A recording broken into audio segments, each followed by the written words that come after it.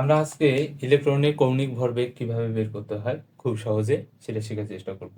এটা হচ্ছে যে তোমাদের যে পরীক্ষাগুলো আছে পরীক্ষাগুলোতে মানে এই টাইপের ম্যাথ সবসময় আসে। তো আমরা প্রথমে হচ্ছে যে সূত্রটা বা একটু বেসিকটা সম্পর্কে জানার চেষ্টা করব। তো কথা আমরা সবাই জানি পরমাণু পরমাণু হচ্ছে কি অণু, মানে যেসব অণুকে ভাঙায় যে জিনিসগুলো পাওয়া যায় সেটা হচ্ছে কি পরমাণু। যদি আমরা একটু ব্যাখ্যা করি, হাইড্রোজেন এটা পানির অণু, তাহলে এই হাইড্রোজেনকে ভাঙালে কি পাওয়া যায়? দুইটা হাইড্রোজেন পাওয়া যাবে, আর কি পাওয়া যাবে? অক্সিজেন। তাহলে এই হাইড্রোজেন আর অক্সিজেন গুলোকে কি বলা হবে? অণু, পরমাণু বলা হবে। তারপর যদি আমরা লিখি এটা হচ্ছে যে অক্সিজেনের অণু, এটাকে ভাঙাইলে কি পাওয়া যাবে? অক্সিজেন বাদে আর কিছু পাওয়া যাবে না।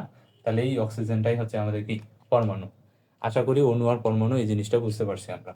এই পরমাণুর পরমাণু যদি আমরা একটা ডায়াগ্রামের মাধ্যমে শিখি, তাহলে পরমাণু কেন্দ্রে মূলত থাকে নিউক্লিয়াস।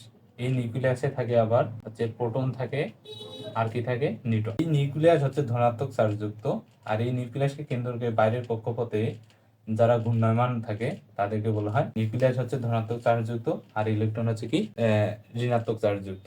আশা করি এই জিনিসটা আমরা বুঝি। এখানে প্রোটন হচ্ছে মানে এখানে নিউক্লিয়াস ধনাত্মক চার্জযুক্ত মূলত প্রোটনের কারণে, আর নিউট্রন হচ্ছে নিউট্রন মানে নিরপেক্ষ, এর কোনো চার্জ মানে এর কোনো আধান বা চার্জ নেই।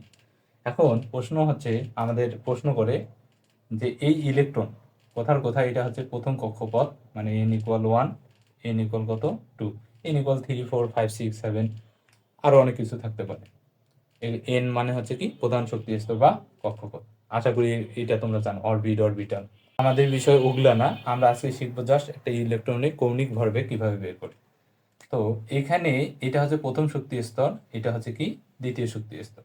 তো ইলেকট্রনের যে কৌণিক ভরবেগ আছে সেটা বের করার সূত্রটা যদি আমরা শিখি, mvr ইকুয়াল হচ্ছে nh/2π। এটা হচ্ছে আমাদের কি সূত্র। এখন এনটা কি? এনটা হচ্ছে শক্তি স্তর, এনটা হচ্ছে কি শক্তি স্তর। এই যে এন এর মান, এইচ হচ্ছে প্লাঙ্কের ধ্রুবক, এইচ হচ্ছে কিসের ধ্রুবক? প্লাঙ্কের ধ্রুবক। 2 এর মান তো আমরা জানাই পাচ্ছি, আর পাই এর মান আমরা জানি 3.1416। আর এই প্লাঙ্কের ধ্রুবক হচ্ছে এইচ ইকুয়াল 6.626 ইন্টু 10⁻34। এটা হচ্ছে আমাদের কিসের ধ্রুবক? প্লাঙ্কের ধ্রুবক। তাই এইখান থেকে আমরা যদি কোনো একটা ইলেকট্রনের কৌণিক ভরবেগ বের করি, তাহলে আমাদের অবশ্যই এই সূত্রটা অ্যাপ্লাই করা লাগবে। তো এখন আমরা একটা বোর্ড কোশ্চেনে কিভাবে এই ধরনের এই টাইপের ম্যাথ আসে সেই টাইপের একটা ম্যাথ সলভ করার চেষ্টা করব, তাহলে খুব সহজেই তোমরা এই জিনিসটা বুঝতে পারো। এটা হচ্ছে আমাদের প্রশ্ন।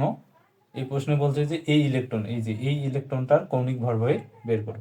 তাহলে আমরা প্রথমে, আমাদের তো সূত্রটা জানা আছে, এই সূত্রটা ওই যে মানগুলা, সূত্রটা হচ্ছে কি, আমি আর একটু সহজ করে দিই। mvr ইকুয়াল nh/, হচ্ছে কত 2h/। এইখানে আমাদের পাই এর মান জানি, 2 তো জানাই আছে, এন এর মান বের করা লাগবে, আর কি এইচ এর মান। এইচ এর মানও তো আমাদের মুখস্থ, তাই না? তাহলে আমাদের লাগতেছে কিসের মান বলো তো? এন এর মান। এই যে দেখো এখানে এন এর মান কি আছে, দেওয়া আছে না, এন ইকুয়াল কত 4।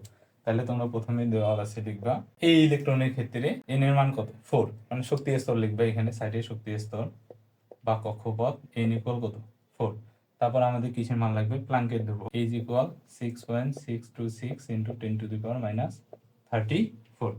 তারপর আমাদের কিসের মান লাগবে? পাই এর মান, তো আর কিছু মান লাগবে না। তাহলে আমরা এখন লিখবো যে কৌণিক ভরবেগ mvr ইকুয়াল কত হট। তাহলে এখন লিখে দেব, আমরা জানি ইলেকট্রনের, মানে এই ইলেকট্রনের কৌণিক ভরবেগ mvr ইকুয়াল nh/2h/। তাহলে n এর মান কত 4, h এর মান আছে 6.626 ইন্টু 10⁻34 বাই কত 2 ইন্টু 3.1416। এখন এটা তোমরা বাসায় ক্যালকুলেশন করবে, এটা তোমাদের কি হোমওয়ার্ক, যেটা বের হবে সেটা কি অ্যান্সার। দেখ খুব কঠিন। কোথাও কথা, আমি যদি এরকম একটা প্রশ্ন দিই, মনে করো যে এইখানে একটা ইলেকট্রন বলছে যে এই ইলেকট্রনের কৌণিক ভরবেগ করো। তাইলে তোমাদের এই প্রশ্নটাতে দেখো এন এর মান, এইচ এর মান আর পাই আর এইচ এর মান তো তোমাদের মুখস্থ। তাহলে লাগবে কিসের মান? এন এর মান। এখন দেখো তো এই ইলেকট্রনটা কোন কক্ষপথে, 1 2 3 4, তাহলে এন এর মান কত 4। যদি এইখানে ইলেকট্রন থাকতো তাহলে এটা কয় নম্বর কক্ষপথ? 1 আর কত 2, তাহলে এন এর মান কত 2। যদি এইখানে থাকতো ইলেকট্রন তাহলে 1 2 3, এন এর মান কত 3। খুবই মজার বিষয় না? জাস্ট তোমরা দেখবা কক্ষপথ, কোন কক্ষপথে ইলেকট্রন, সেখানে এন এর মান ওই সংখ্যাটা হবে।